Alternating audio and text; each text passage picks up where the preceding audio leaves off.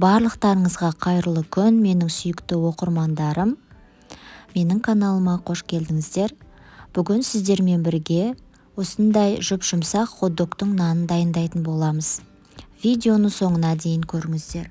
Ең алдымен ыдысымызға суымызды, оның үстінен ашытқы, тұз, шекерімізді салып араластырамыз.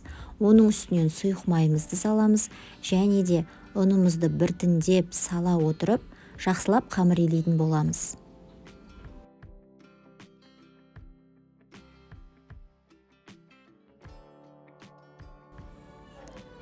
Қамырымызды илеп болдық, енді бетін салафанмен жауып, көтерілуге жібереміз. Қамырымыз ашып болған соң, оны ортаға жинап, ашыған қамырымызды теңдей 2 бөлікке бөлеміз. Әр бөлікті тағы да 8 бөлікке бөлетін боламыз.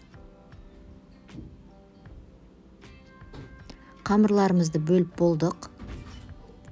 Енді бөлінген әр бөлікті видеодағыдай дөңгелектеп, одан ары қарай хот-догымызды жасайтын боламыз.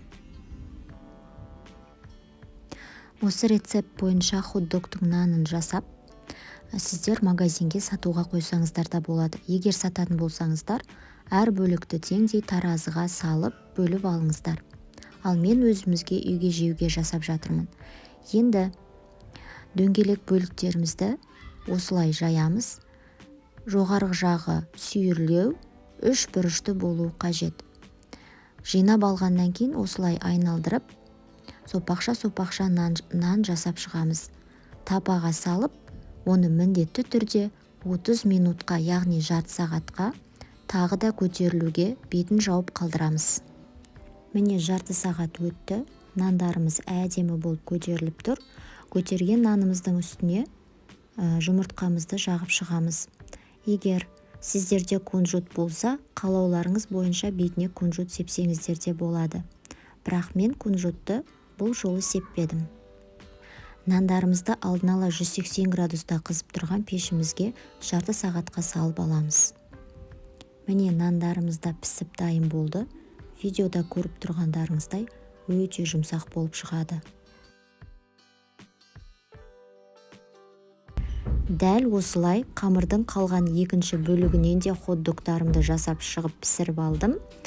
Барлығы менде 16 штук хот-догтың наны шықты. Міне өте жұмсақ, көріп тұрғандарыңыздай. Егер сіздерге видеом ұнаса, лайк басып, комментария қалдыруды ұмытпаңыздар.